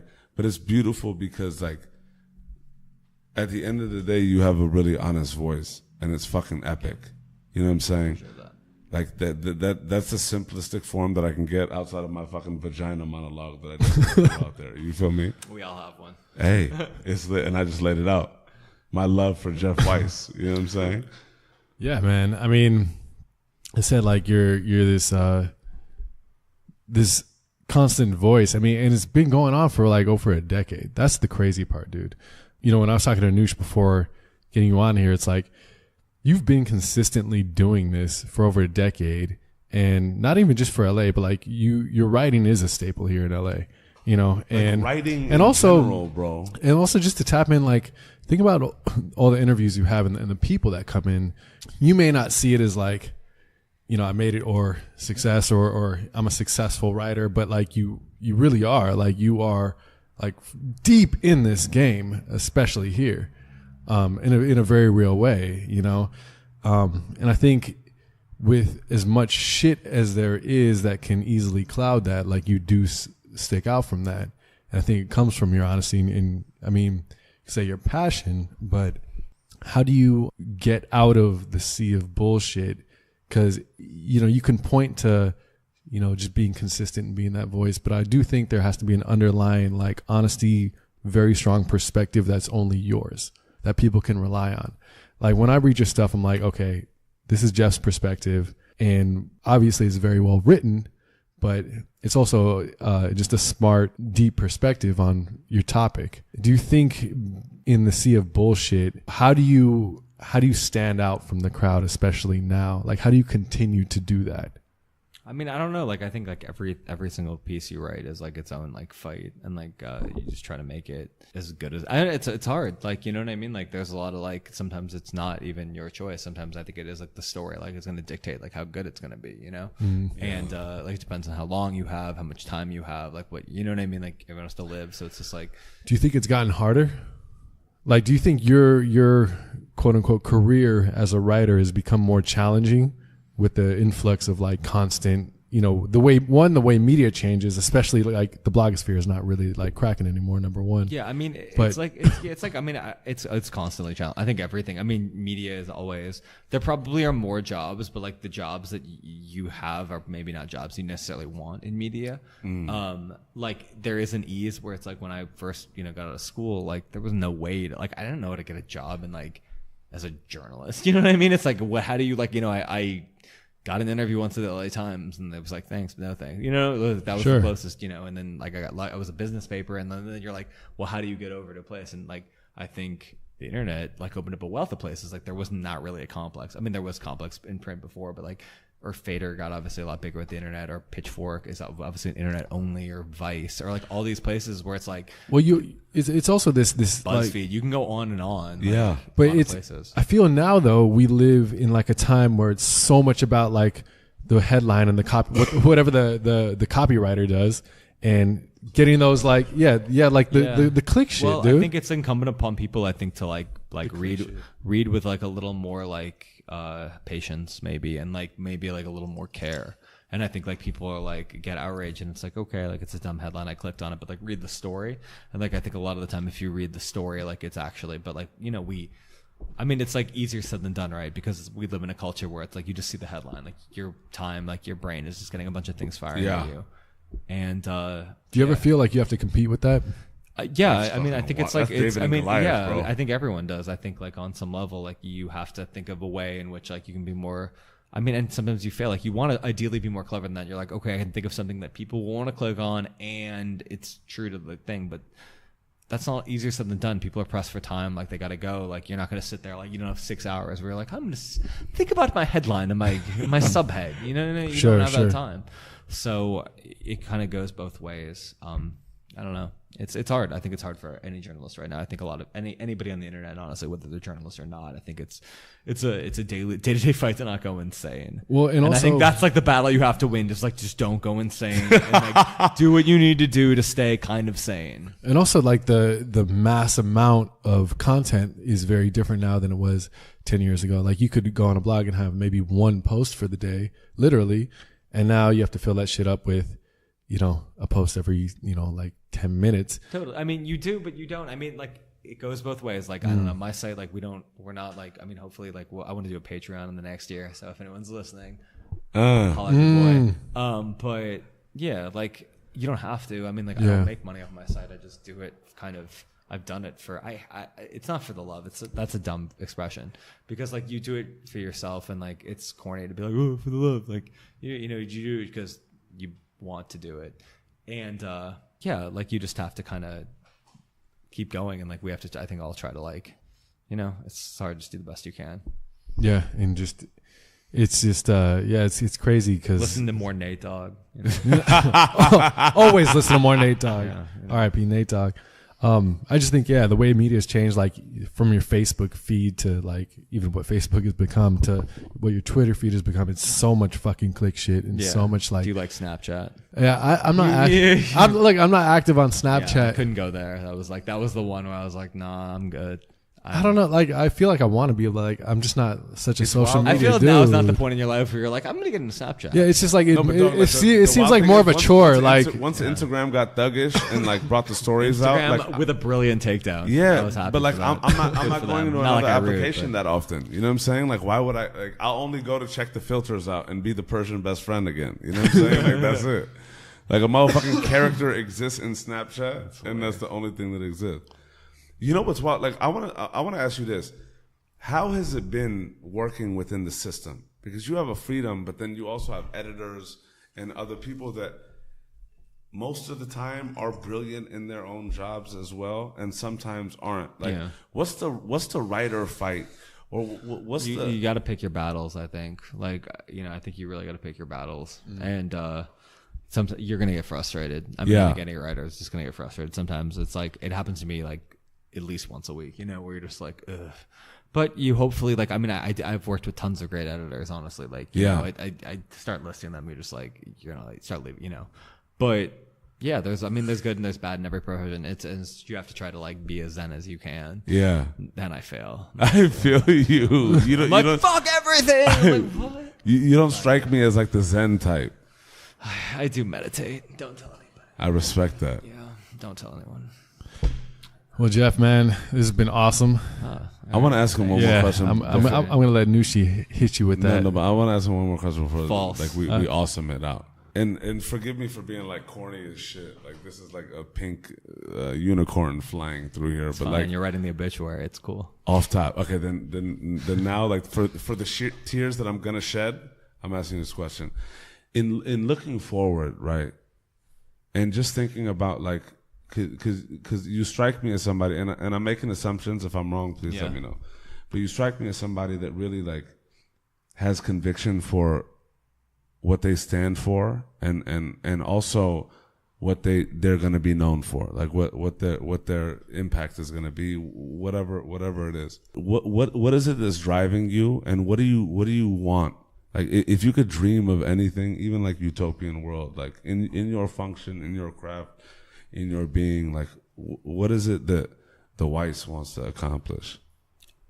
I don't know. I just like, I'd like to like write, I'd like to make a living writing books and like maybe other like things, like, and not have to necessarily be like, warped in the grind, and like one day be able to buy a house, and one day be able to like retire like a normal human being. Straight up. But I mean, writers don't really retire, but like, you're like, don't want to be like 95 years old and like freaking out, and you're like, I'm in like this like weird futuristic dystopian hell. Donald Trump is still president. Yo, no. How did we get 4 terms? Fuck. No. And he's 127. And even more. His hair is still imperfectly perfect. It's super orange. Yeah, man. It's like being an alcoholic. It's like a day by day thing. You're like straight up. Just like try to get through the next one, and like hopefully like don't fuck it up that day. So, straight up. And try to focus. It's hard. That's the other thing. I think like it's like this world is crazy as fuck, and like everyone's on their phone constantly. I'm on my phone constantly. And it's like we need to like figure out a way where we can like establish boundaries where we're like, I'm not gonna look at my phone for an hour, but I say that and I'm like immediately I'm like, look at my phone. So that's so hard to do though. It's hard, man. Like you don't want to go to those like no phone people. There's so much good that's on your phone. You know what? I'm still I'm still gonna be literally just like on my phone. Cause it's crazy when you lose your phone, misplace it, or just don't know where it is. Like freak out. You're like, oh my god. You're like, right? You're like the work. You're like, oh no. World stops. You can't move on. Throw the life rafts overboard. I feel like I lose my phone and I can't drive my car. Yeah, like you're not what leaving. the fuck? You're not leaving. We've become Zoolander. Yeah. Like great. Like I'm like. So to say that I've accepted the digital revolution, everything is done, fine. But on a last note, I truly look forward to the books that you write along the way, that myself, hopefully they'll happen. Yeah, regardless of what they do, they don't. And like along the way, it could be fucking 20 years. It may be 3, it may be 10, right? Like the Grandma Moses of the future. Yeah. But I truly look forward to that's a cool reference. what you create. It's wild. I'm like, word. He dropped the bomb. Listen to on my the- rap. I'm literally just Listen like, to rap music. I literally was waiting because I was like, I think I heard Pearl Harbor again. Yeah, it's true. No, but look, like, Keeping it real. yeah. I'm like Dave Chappelle right now, bro. Am I Clayton Bigsby or what? But it's truly been an honor. And like, look, I look forward to just hearing more of the Weiss. Cool. Right. Thank and you. continuing Thanks to for hear having it. me on. Yeah. You know what I'm saying?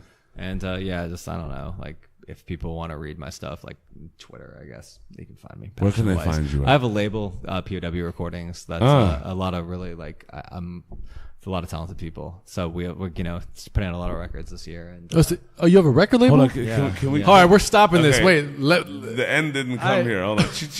yeah. Yeah, we're going back on that. I had no clue you had a record label. Yeah, no, we just started in the last year. So no way. Yeah, we put out a couple records last year. Chester Watson, really talented rapper from awesome. St. Petersburg, Florida, and this kid Jordan Raff is amazing. A singer, actually Persian as well, half Persian. Really? Yeah, went to UCLA, really in your hood, but very talented. That's wild. That's Great, awesome. brilliant singer. POW. Watch his Roses video. It's amazing. No, we have a bunch of albums coming out next year. This guy Natia. Hey, no way. Amazing. Bro. Hold on. Talk to us, man. I thought we were going home. We're not ending. Going home too. I was ready to go home. Yo, we're ready to go home, and we pulled you the fuck back. Hold the fuck up. Yeah. This is the crescendo, dog. Like, okay, cool. Like, we'll let you leave in a second, but let's get POW. Don't worry, everyone already left. I'm like, all right. Like, dude, I don't want to listen for 2 hours. No, this is the encore that no one asked for. You know what I'm saying? We just left and came back. Yeah. We're interns at your dad's law firm, so like we just came. We got fired. We came back. Yeah. Us in the drum kit. Talk to us about that. Hold on. At a certain point, like, you'd done the website for a long time, and I discovered I thought a lot of people that I thought were really talented and there wasn't necessarily like, there's a lot of great labels, but like there's, the amount that they had, like you can only do so much as a label, you know what I mean? Like, so it's like certain labels, like whatever. And so I just, basically Chester Watson, who was amazing. Like, honestly, like I cannot recommend him enough. He just like, I'm biased obviously, but he was one of my favorite rappers. And like, I was like, okay, well, let's put out one of your tapes. And, it was a good experience, and we pressed it up on vinyl, and, then Jordan came along. And so and then just like, you come across a lot of people that are like, oh, you're putting out records. And so I'm really excited about it. I think, it's not my natural thing necessarily to be like entrepreneurial, because I'm like, I'm a writer, like, first and foremost. But you have a fucking platform, bro. But at the same time, like I like it, and journalism can kind of get journalism can be a grind on a day-to-day basis, and like on any level, like I think it's just like it's cool to like be able to hopefully like on some level put out cool stuff. You know what I mean? Like it's like the fuck like up. I remember being like a kid and just being like I always liked labels. There's a ton of amazing labels like in LA. There's, you name it, like so many good labels. Like Stones Throw, obviously, like Brain Feeder is a great label. Not fun, but a lot of the list goes on all day. And so yeah, hopefully. Innovative leisures, like, but you just kind of want to like, you find like talent. You're just like, I don't know, you want to tell the world. I think that's like ultimately the thing is like, you just want to share like anything with somebody's story or somebody's music. Tell the motherfucking world, bro. Fuck. I'm doing my best. Yes. That's awesome. So like, what's your role in the label? And do you like, what's your role in the label? This is this guy Hannibal Moncrief who runs it. He runs peyote off the coast of Papua New Guinea. He's a wild man. It was his fucking money. Lit. Yeah, he helped me and Haley Potiker kind of just that was my like, talk to us about your team, but he got me. My there. team, yeah, Hannibal Moncrief. He's the muscle behind the operation. Lit. He's like the Suge Knight shadowy figure, and like I fucking kind of was, lit. He's bro. really the guy that makes the decisions, and I'm sort of just the guy that kind of in the back, kind of just like all right, smoking a cigar. And, but you're yelling from the back, going to bro. like clubs and going to like seedy jazz clubs in the underworld and be like, nice. That trombone player. They have a career, Yeah, it's like my alter ego. He's got a future. Be like in like the 1940s, like a jazz club, and be like starting chess records. That's fucking lit. So yeah, I don't know. Check it out. POW Twitter, POW recordings, whatever. You'll find it's the internet. Fuck yeah, you better find It's it. the fucking internet. That's so lit. Shout out to this encore though. First time Huge. ever shits. Huge. You know what I'm saying? I'm about to do a huge guitar solo, but we should go Fuck, bro. And then, for the after party. and then you could connect with Otto von Bismarcky at was it Passion Weiss? At Passion Weiss, yeah. At Passion Weiss. Yeah, passiontheweiss.com. Passion Weiss. Go there. Red Bull Radio Show. Bookmark Get that your shit. motherfucking ass Weekly. over there. Yeah, I guess. Whatever you guys want to do. You seem like nice people. Off Yeah. top. Cool. Well, Jeff, thank you so much, man. Seriously, super honored to have you on. Yeah, for real. And really appreciate you, man. real. My pleasure. You're an icon to me. That's how I'll put That's it. all that matters. Right? Yeah. Done. Thank you. Awesome. You feel me? Mama, we made it. Bra.